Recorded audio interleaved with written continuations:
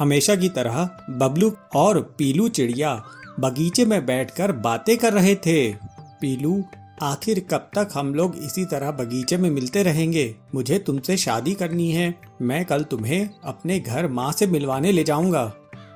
पर बबलू, मेरी शादी कौन कराएगा? मेरे माता पिता तो हैं नहीं। मैं तो बचपन से अनाथ आश्रम में पली बड़ी हूँ। क्या तुम्हारी माँ इस रिश्ते के लिए तैयार होंगी?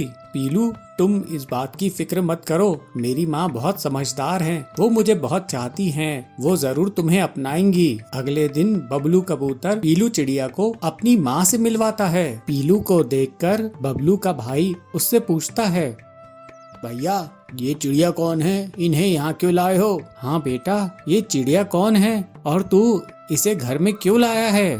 माँ, ये पीलू है। मैं इसे बहुत पसंद करता हूँ और मैं इससे शादी करना चाहता हूँ। बेटा, तुम्हारे माता पिता कहाँ हैं? मुझे उनसे मिलवाओ। मैं उनसे तुम्हारी शादी की बात करूँगी। माँ जी, मेरे माँ बाप अब इस दुनिया में नहीं हैं। मैं अनाथ आश्रम में पली बढ़ी हूँ। मेरा बबलू के अलावा इस दुनिया में और कोई नहीं है। उसकी बात सुनकर बबलू की माँ भड़क जाती है और गुस्से से कहती है, बेटा, तू पागल हो गया है क्या जो इस अनाथ चिड़िया से शादी करेगा? तेरी शादी तो किसी ऊंचे खानदान में होगी। बस तुझे हाँ कहने की देरी है। हाँ भैया, माँ सही कह रही है। थोड़ा सोचो तो सही। इस अनाथ से शादी करके क्या तुम हम लोगों की नाक कटवाओगे? भैया, अगर आपने इससे शादी कर ली तो मेरी शादी में भी परेशानी होगी। ऐसा सुनकर पीलू चिड़िया वहाँ से चली जाती है। ऐसे बहुत दिन गुजर जाते हैं। फिर एक दिन बबलू कबूतर पीलू चिड़िया से छुपकर मंदिर में शादी कर लेता है। बबलू शादी करने के बाद पीलू चिड़िया को अपने घर लेकर आता है। अरे बेटा, तूने ये क्या कर दिया? मेरा घर बर्बाद कर दिया। तुझे ये अनाथ ही मिली थी शादी करने के लिए? तभी बबलू का भाई वहाँ आता है और अपनी माँ को कमरे में लेके जाता है। माँ, अब रोने धोने का क्या फायदा? भैया ने तो शादी कर ही ली है। अब हमें इस मनहूस चिड़िया को घर से बाहर निकालने का कोई उपाय सोचना होगा। मेरी मानो तो तुम पहले इस पीलू चिड़िया से अच्छा बर्ताव करना शुरू कर दो, फिर मौका देखकर इसे ठिकाने लगा देंगे। हाँ बेटा, तू सही कह रहा है। हमें ऐसा ही कुछ करना होगा। बबलू की माँ पीलू से बहुत अच्छा बर्ताव करने लगती है। वो एक बार पीलू को अपने पास बुलाती है। पीलू, मैंने तुझे अपनी बहू की तरह स्वीकार कर लिया है। मुझे तू माफ कर दे। मैं अपने किए पर बहुत शर्मिंदा हूँ। अपनी सास की बात सुनकर पीलू चिड़िया बहुत खुश हो जाती है। काफी समय बाद पीलू चिड़िया गर्भवती हो जाती है। पीलू चिड़िया अपने गर्भवती होने की बात किसी को नहीं बताती है। वो सोचती है कि जब शाम में बबलू आएगा तो सबसे पहले वो उसी को ये खुशखबरी देगी। बबलू शाम में घर लौटता है तो पीलू चिड़िया उसे ये खुशखबरी देती है। बबलू बहुत खुश होता है। अगले दिन बबलू अपने किसी काम से जंगल से बाहर चला जाता है। उसकी गैर हाजिरी में उसका भाई माँ से कहता है, माँ, भैया बाहर हैं। इस अनाथ चिड़िया को ठिकाने लगाने का मौका इससे अच्छा हमें नहीं मिलेगा। उन दोनों की बातें पीलू चिड़िया सुन लेती है और रात में जब माँ बेटा सो जाते हैं तो पीलू चिड़िया घर छोड़कर भाग जाती है। जब बबलू कबूतर घर वापस आता है, देखा बेटा, मैं कहती थी ना, किसी अनाथ लड़की से शादी मत कर। देख वो कैसे घर से भाग गई है। एक दिन बबलू कबूतर नदी किनारे बैठा रहता है। वो बहुत दुखी होता है। उड़कर वो उस बगीचे में जाता है जहाँ वो पीलू चिड़िया से मिला करता था। तभी पीलू चिड़िया वहाँ पहुँचती है और बबलू को सारी बात बताती है। बबलू ये सुनकर हैरान हो जाता है। वो घर जाकर अपनी माँ से और अपने भाई से ये सवाल करता है कि उसकी पत्नी जब गर्भवती थी तो क्या वे उसे मारना चाहते थे। ये सुनकर बबलू की माँ और उसका भाई शर्मिंदा हो जाते हैं। बबलू समझ जाता है और वो अपनी पत्नी के साथ अलग से रहने लगता है। कुछ दिनों बाद उनको एक बहुत प्यारी सी बच्ची होती है। वो लोग अब हंसी खुशी अपना जीवन व्यतीत करने लगते हैं। रॉकी नाम का एक भालू अपनी पत्नी और बच्चों के साथ रहता था। रॉकी भालू अपने बच्चों को पढ़ाने के लिए अपने इलाके के सबसे अच्छे स्कूल में भेजता था। स्कूल में बच्चों को बहुत कुछ सिखाया जाता था, स्पोर्ट्स एक्टिविटी, फूड एक्टिविटी और भी बहुत कुछ। टुन्नू खरगोश और पीहू लोमड़ी दोनों अपने अपने स्कूल के लिए निकल जाते हैं। भाई, आज हमारा स्पोर्ट्स का पीरियड है ना, तो क्या आपने अपने स्पोर्ट्स शूज ले रख लिए हैं? कल सर ने आपसे कहा था ना, अगली बार जब स्कूल में आओगे तो अपने शूज के साथ आना, वरना वे तुम्हें क्लास से निकाल देंगे। पीहू, तुम फिक्र मत करो, आज मैंने अपने शूज लेकर आया हूँ। आज सर मुझे क्लास से बाहर नहीं निकालने वाले हैं। चलो अब जल्दी से स्कूल चले, वरना लेट हो जाने की वजह से शायद हमें वो जरूर निकाल देंगे। हाँ भाई, जल्दी चलो। वे जल्दी जल्दी भागकर स्कूल समय पर पहुँच जाते हैं। अपनी क्लास में जाकर टुन्नू आज बहुत खुश था कि आज वह अपने स्पोर्ट्स शूज लेकर आया है और सर आज उसे इस बात के लिए नहीं डांटेंगे। कि तभी क्लास में मैडम सोना बिल्ली आती है और बच्चों से कहती है, म्याऊ। बच्चों, आज तुम्हारे स्पोर्ट्स टीचर किसी काम से बाहर गए हैं, इसलिए आज वे तुम्हारी क्लास नहीं ले पाएंगे। मैं आज तुम्हारी क्लास लूंगी और आज मैं तुम्हें फूड की क्लास दूंगी। फूड की क्लास? मगर मैम, इसमें आप क्या सिखाओगे हमें? आज बच्चों, मैं तुम्हें कुछ बनाना सिखाऊंगी जो आपके बहुत काम आएगा। अगर आपकी मम्मी किसी काम से बाहर गई हो तो आप खुद बनाकर उसे खा सकते हो और आप सभी को वे बहुत टेस्टी लगेगा। मगर मैडम, आप हमें क्या सिखाओगे? मैं आप सभी को सैंडविच बनाना सिखाऊंगी। सैंडविच बनाना बहुत आसान होता है। सैंडविच बनाना फिर तो मजा आ जाएगा, क्योंकि मुझे बहुत पसंद है। तो बच्चों, अब जल्दी से शुरू करते हैं। बच्चों, सबसे पहले हमें जो सामान चाहिए होगा वो है ब्रेड, प्याज, टमाटर, शिमला मिर्च, पत्ता गोभी और चटपटा मसाला। और हाँ, नमक तुम अपने स्वाद अनुसार डाल सकते हो। और हाँ बच्चों, टोमेटो सॉस भी, क्योंकि उसके बिना तो मजा आएगा ही नहीं। मगर मैडम, आपने चीज के बारे में तो बोला ही नहीं। बिना चीज के सैंडविच में क्या मजा आएगा? नहीं टुन्नू, ये एक हेल्दी सैंडविच है, इसलिए हम इसमें कुछ भी ऐसा सामान नहीं डालेंगे जिससे हमारी हेल्थ पर बुरा असर पड़े। चलो अब मैं तुम्हें बनाना सिखाती हूँ। जी मैम। सबसे पहले आपको ब्रेड लेना है, उस पर टमाटर, प्याज, शिमला मिर्च, उसके बाद पत्ता गोभी, उसके बाद ही मसाला और थोड़ी सी नमक, और फिर इसे ब्रेड से ऊपर से बंद कर दो और फिर इस पर टोमेटो सॉस लगाकर आप इसे खा सकते हो। सभी बच्चे मैडम की रेसिपी अपनी अपनी कॉपी में लिख लेते हैं। सभी बच्चे अच्छे से समझ गए होंगे ना? अब आप अपने घर जाकर अपने मम्मी पापा को ही ये बनाकर खिला सकते हो। लेकिन बच्चों, ये बनाते वक्त अपना ध्यान रखना, किचन में कोई भी ऐसा वैसा सामान नहीं उठाना, ठीक है? थोड़ी देर में स्कूल की छुट्टी हो जाती है और सभी अपने अपने घर चले जाते हैं। टुन्नू और पीहू भी अपने घर आ जाते हैं। बच्चों,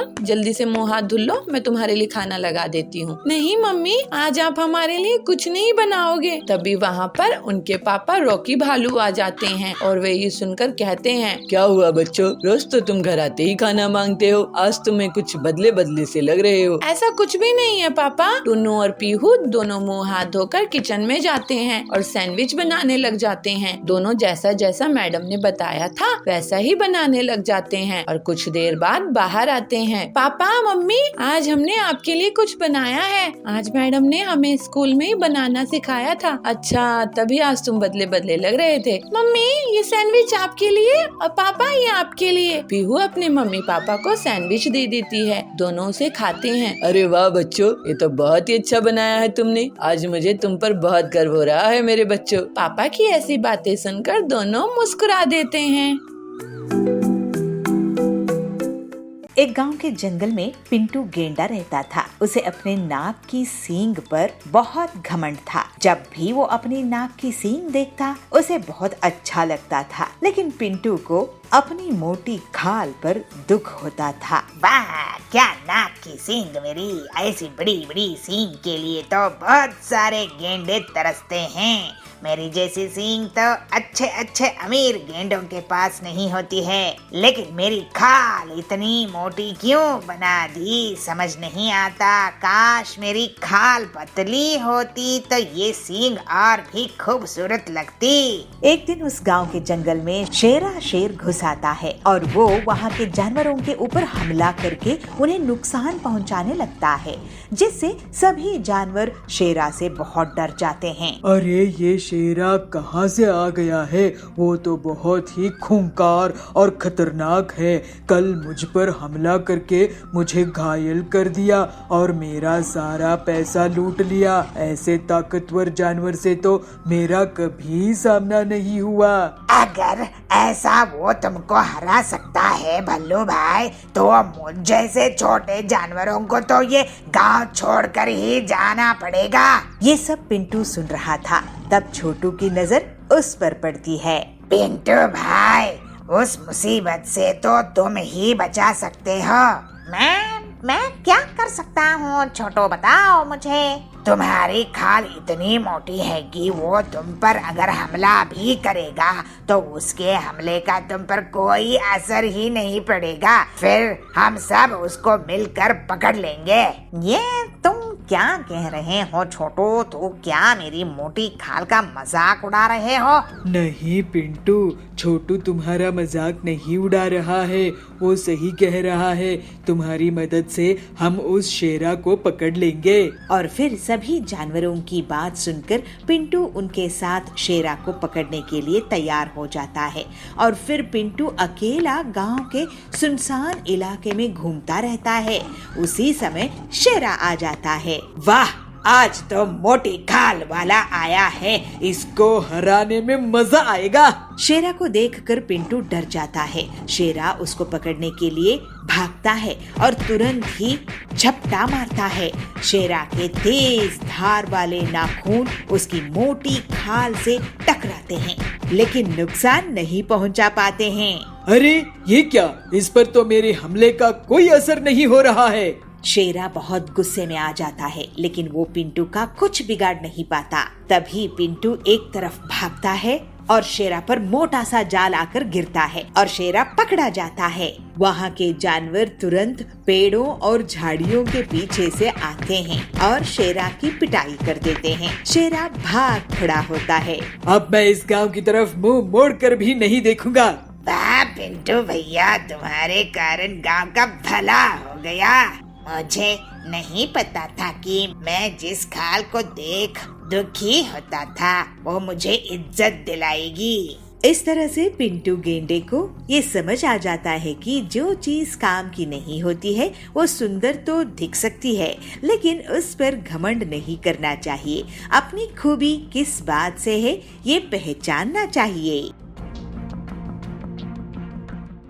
एक गांव में रिंकू खरगोश रहता था। तोता उसका बहुत अच्छा दोस्त था। रिंकू बहुत सीधा साधा था। वो किसी की बात में आ जाता था, लेकिन तोता हमेशा ख्याल रखता था कि उसके दोस्त के साथ कोई चालाकी नहीं करे, क्योंकि रिंकू के पीछे शेरा और भल्लू लगे रहते थे कि कब उन्हें मौका मिले और कब वो लोग रिंकू का फायदा उठा ले। एक दिन रिंकू अकेला गाँव में घूम रहा था। रिंकू कैसे हो? मैं ठीक हूँ भल्लू जी। मैं ना जंगल की दूसरी तरफ जा रहा था।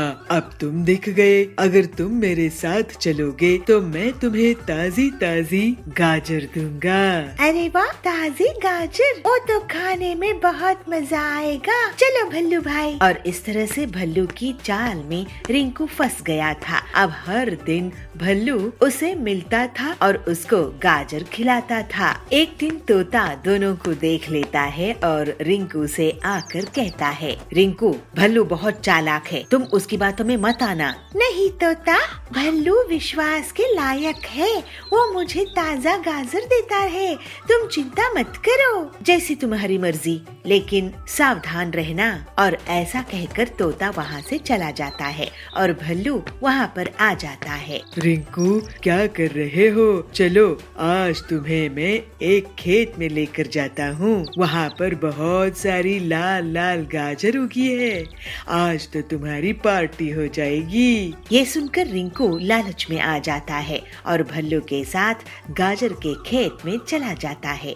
रिंकू गाजर खाने लगता है। तभी उस खेत के किसान को पता चल जाता है और वो वहाँ पर एक जाल लेकर जाता है। भल्लू एक पेड़ के पीछे छुप जाता है, लेकिन रिंकू किसान के जाल में फंस जाता है। भल्लू भैया बचाओ, बचाओ मुझे। लेकिन भल्लू उसे बचाने नहीं आता है। लेकिन रिंकू की चीख पुकार सुनकर तोता तेजी से तुरंत उस दिशा में उड़कर आ जाता है। अपने दोस्त को जाल में फंसा देखकर वो चौंक जाता है और बिना समय गवाए तोता जाल को काटने लगता है। किसान ये देख लेता है और अपनी लाठी निकालकर तोते की तरफ फेंक देता है, लेकिन तोता उड़कर बच जाता है और वो लाठी पेड़ के पीछे छुपे हुए भल्लू के सिर पर पड़ती है और भल्लू बेहोश हो जाता है। तोता जाल काटने में कामयाब हो जाता है और अपने दोस्त के साथ भाग जाता है। मुझे माफ कर दो तोता भाई, मैंने तुम्हारा कहना नहीं माना और एक धोखेबाज से अपने लालच में आकर दोस्ती कर ली। रिंकू तुम्हारी जान पर बनाई थी, इसलिए अच्छे लोगों के संगत होना बहुत जरूरी है। रिंकू को अपनी गलती का एहसास हो चुका था और वो अब से कभी भी किसी बुरी संगत में नहीं पड़ता था। हमेशा संभल कर रहता था और दोस्ती करने में जल्दबाजी नहीं करता था। एक शहर में चीनू नाम का बंदर अपनी बहन सिम्मू और मम्मी पापा के साथ रहता था। उनके स्कूल में उन्हें उनके टीचर ने पेड़ों का महत्व बताया और उन्हें पेड़ लगाने के लिए कहा। पापा, हमें आंगन में पेड़ लगाने चाहिए। हमारे टीचर ने हमें बताया कि पेड़ बहुत जरूरी होते हैं और इनसे हमें फल और ऑक्सीजन मिलती है। सही कहा बच्चों, तुम्हारे टीचर ने तुम्हें सब सच ही बताया। वैसे तुम बताओ, तुम किस किस का पेड़ लगाना चाहते हो? पापा, मैं तो अनार का पेड़ लगाना चाहता हूँ। पापा, मैं आम का, क्योंकि मुझे आम खाने को मिल जाएंगे ना। ठीक है, कल हम सभी आंगन में पेड़ लगाएंगे। अगले दिन पापा मम्मी बच्चों के साथ मिलकर पेड़ लगाते हैं। सिम्मू और चीनू सबसे पहले मिट्टी खोदते हैं और उसमें एक एक करके पेड़ बो देते हैं और फिर उसके ऊपर पानी भी डाल देते हैं। पेड़ों को पानी देने के बाद सिम्मू और चीनू घर आ जाते हैं और अपनी पढ़ाई करने लगते हैं। ऐसे ही रात हो जाती है। भाई, कल सुबह तक मेरा पेड़ बड़ा हो जाएगा ना? पता नहीं सिम्मू। तभी उनकी मम्मी उनके पास आती है। बच्चों, ये पेड़ इतनी जल्दी नहीं बढ़ते, इन्हें बढ़ने में टाइम लगता है। और चलो, अब बहुत रात हो गई है, तुम भी सो जाओ। बच्चे सो जाते हैं, पर सिम्मू अपने आमों के बारे में सोच रही थी। तभी वो देखती है कि उसका आम का पेड़ तो बहुत बड़ा हो गया है और उस पर तो बड़े बड़े आम भी आने लगे हैं। ये देख सिम्मू बहुत खुश हो जाती है। तभी पेड़ कहता है, सिम्मू, तुम बहुत अच्छी लड़की हो और तुमने मेरा बहुत ख्याल रखा है, इसलिए तुम मेरे आम खा सकती हो। जितना खाना चाहो उतना खा सकती हो।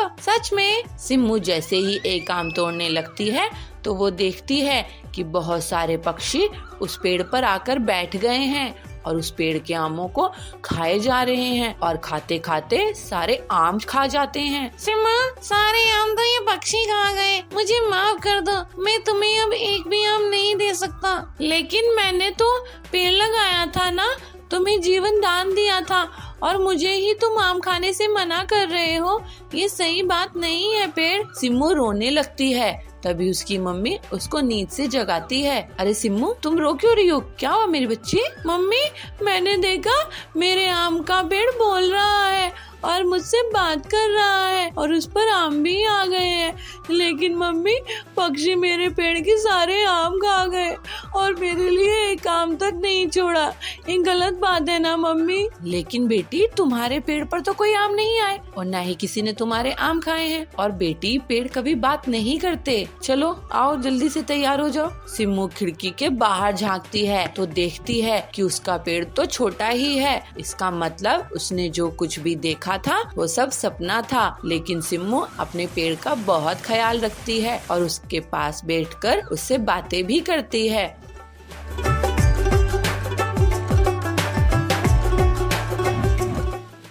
भोलापुर गांव में बबलू नाम का एक अनाथ रहता था। पेशे से वो बढ़ई था। ऐसे ही एक दिन बबलू गांव के मेले में जाता है।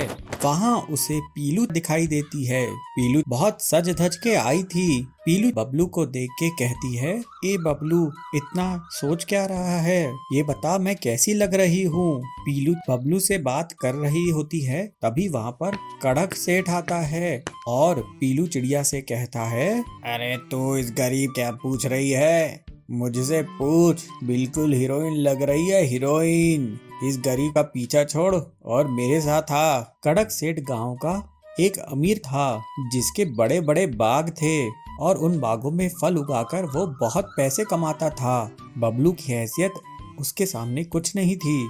कड़क सेठ पीलू को बहुत पसंद करता था और वो किसी भी तरह से पीलू से शादी करना चाहता था, मगर पीलू उसे बिल्कुल भी पसंद नहीं करती थी। इसीलिए पीलू को उस पर बहुत गुस्सा आता है। पीलू उसे कहती है, कड़क जी आप मेरे मामले में क्यों पड़ रहे हैं? मेरी मर्जी, मैं किससे बात करूं और किससे नहीं करूं। मैं तो साफ साफ कह रही हूँ मुझे बबलू पसंद है। ये सुनकर कड़क कहता है, अरे पीलू भूल जा इस गरीब को, शादी तो मैं ही तुझसे करूँगा। एक दिन पीलू अपने पिता के साथ जंगल में कुछ काम से जा रही थी। उस दिन बहुत तेज धूप थी और पीलू के पिताजी को बहुत जोर से प्यास लगती है। वो नदी से पानी पीते हुए कहते हैं, सत्यानाश हो इस गर्मी का, अब तो मुझे फ्रिज चाहिए। फ्रिज का सपना क्यों देख रहे हो पिताजी? हम गरीब लोगों के पास फ्रिज कहाँ से आएगा? आएगा, बहुत जल्दी आएगा। मैं तेरी शादी किसी ऐसे पक्षी से करूँगा जिसके पास फ्रिज होगा। ये सुनकर पीलू उदास हो जाती है और मन ही मन सोचने लगती है, लेकिन बबलू के पास तो फ्रिज ही नहीं है, वो तो बहुत गरीब है। कुछ दिनों बाद कड़क सेठ पीलू के पिताजी को अपने बगीचे में बुलाता है और उनसे पीलू का हाथ मांगते हुए कहता है, काका मैं तुम्हारी बेटी पीलू को बहुत पसंद करता हूँ और उससे शादी करना चाहता हूँ।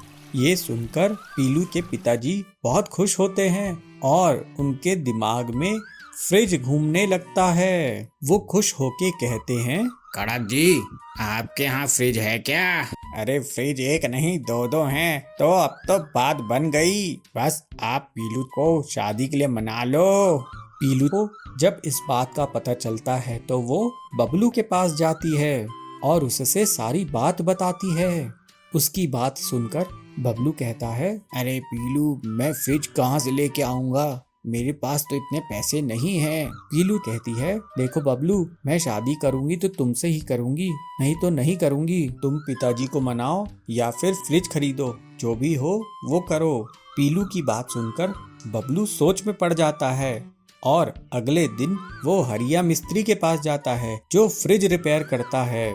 बबलू उसे अपनी समस्या बताता है और हरिया उससे कहता है, तू इतना होनहार बढ़ई है, तू घबराता क्यों है?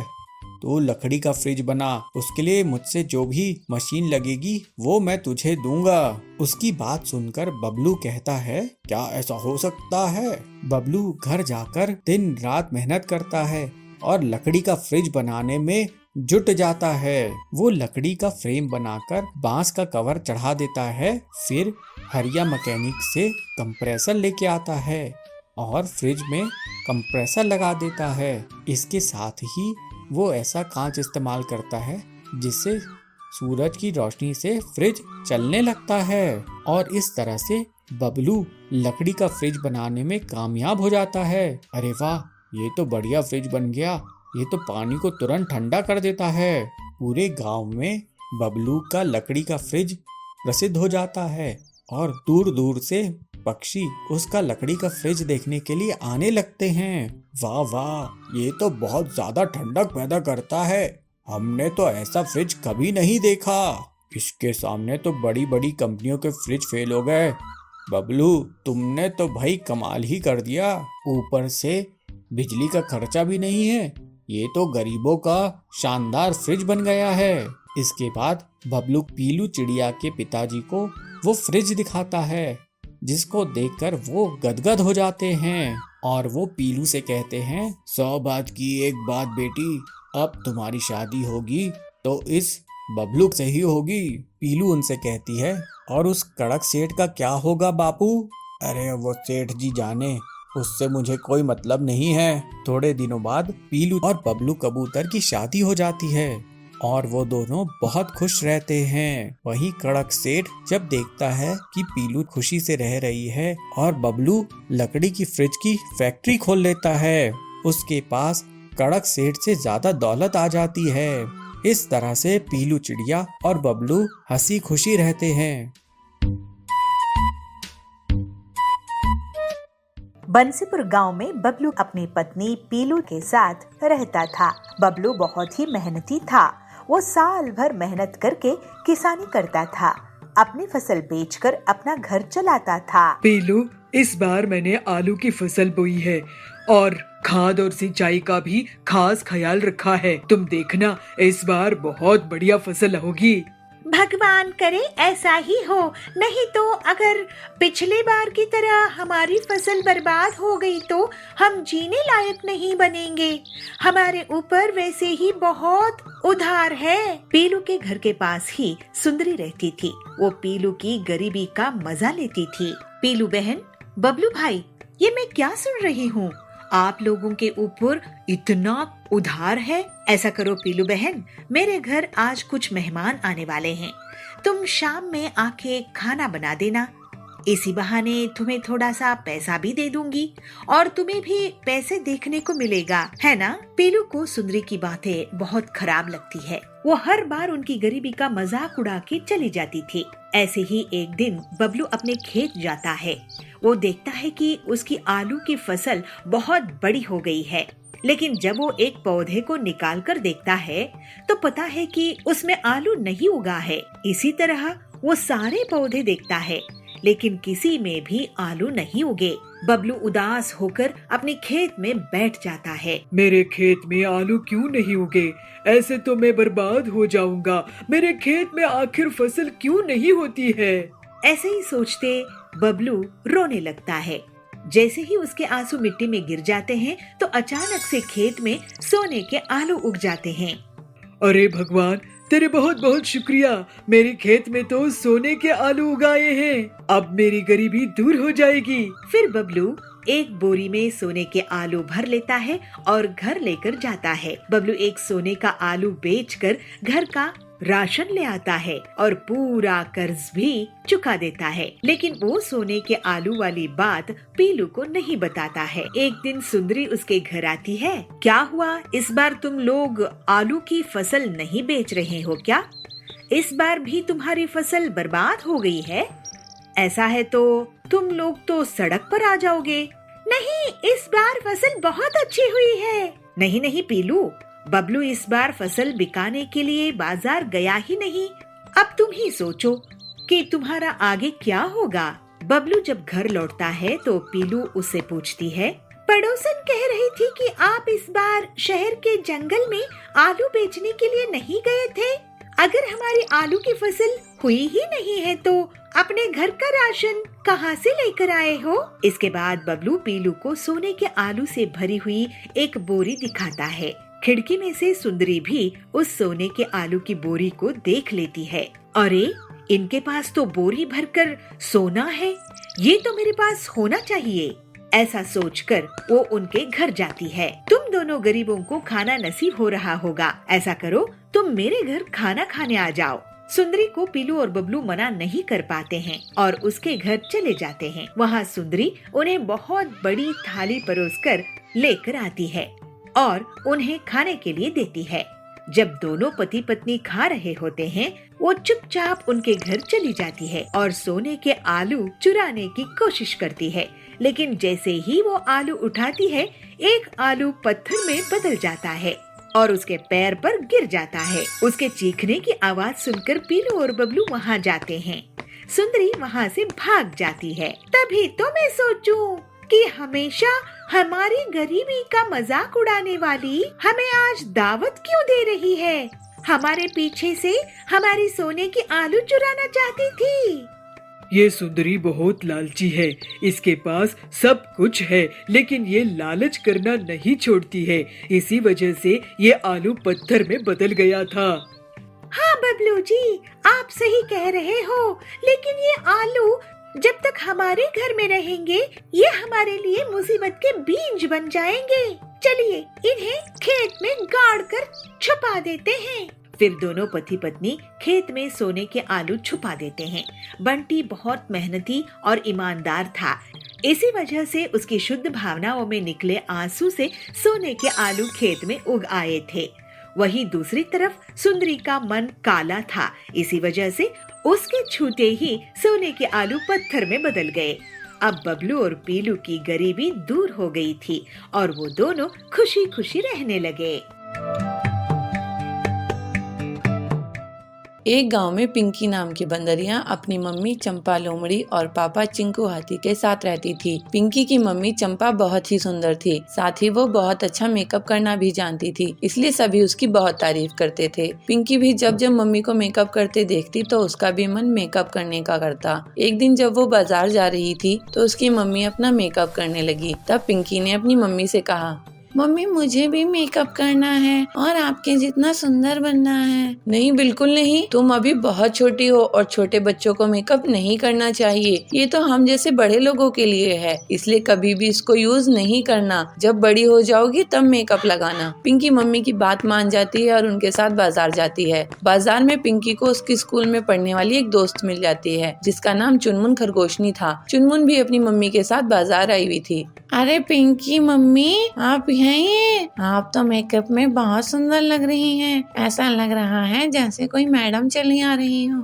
अरे आप भी चुनमुन की मम्मी, इतनी भी कहाँ सुंदर लग रही हूँ मैं। नहीं पिंकी की मम्मी, आप भला की खूबसूरत लग रही हैं। लाइए मैं आपको काला टीका लगा देती हूँ, कहीं आपको किसी की नजर न लग जाए। ऐसा कहकर चुनमुन की मम्मी चुनमुन को लेकर वहाँ से चली जाती है और पिंकी अपनी मम्मी की तारीफ सुनकर बहुत खुश हो जाती है। अगले दिन चुनमुन स्कूल में अपने सभी दोस्तों से पिंकी की मम्मी के बारे में बात करती है। अले शीमा, पता है पिंकी की मम्मी बहुत ही सुंदर मेकअप करना जानती है। कल जब हम उसकी मम्मी से बाजार में मिले तो मेरी मम्मी तो उन्हें पहचान ही नहीं पाई। ऐसा लग रहा था जैसे कोई मैडम चली आ रही हो। पिंकी तेरा अच्छा है, तेरी मम्मी कितनी सुंदर है। हाँ वो तो है, मेरी मम्मी बहुत ही सुंदर है। वैसे पिंकी, तुम्हारी मम्मी ने कोई पार्लर का कोर्स किया है क्या, या उन्हें खुद ही ये सारा मेकअप करना आता है? मेरी मम्मी को मेकअप करने का बहुत शौक है, इसलिए उन्होंने ये सब खुद से ही सीखा, किसी पार्लर से नहीं। अरे वाह, काश मेरी भी मम्मी पिंकी की मम्मी जैसी होती। सभी की बातें सुनकर पिंकी बहुत खुश होती है और घर जाकर सोचती है, मेकअप के बाद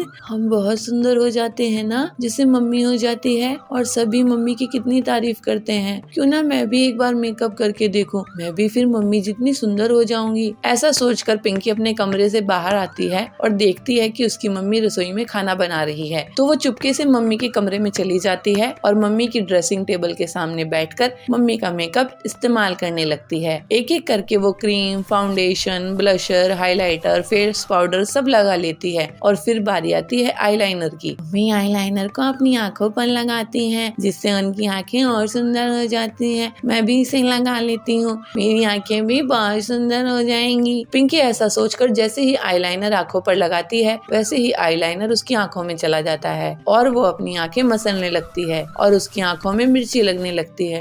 मम्मी मम्मी मेरी हेल्प करो, पिंकी चिल्लाती है और उसकी आवाज उसकी मम्मी सुन लेती है और भागते हुए उसके पास आती है। अरे पिंकी, ये तेरे चेहरे का क्या हाल हो गया? पिंकी मम्मी को सब सच सच बता देती है। मम्मी उसका मुंह साफ करती है और उसकी आंखें धुलवाती है और उससे कहती है, पिंकी मैंने आपको मना किया था ना कि मम्मी का मेकअप यूज नहीं करना। बच्चा, मेकअप आपके लिए नहीं होता, यह बड़े लोगों के लिए होता है और आप तो अभी बहुत छोटे हैं और वैसे भी इसमें बहुत केमिकल होते हैं जो आपकी स्किन खराब कर सकते हैं। आपकी स्किन बहुत सेंसिटिव है, आपको इसको इस्तेमाल नहीं करना चाहिए। सॉरी मम्मी, आज के बाद नहीं करूंगी, प्रॉमिस। पिंकी मम्मी से सॉरी कहती है और वो समझ जाती है कि मम्मी जो कहती है तो हमारी भलाई के लिए ही कहती है, इसलिए उनकी बात जरूर माननी चाहिए।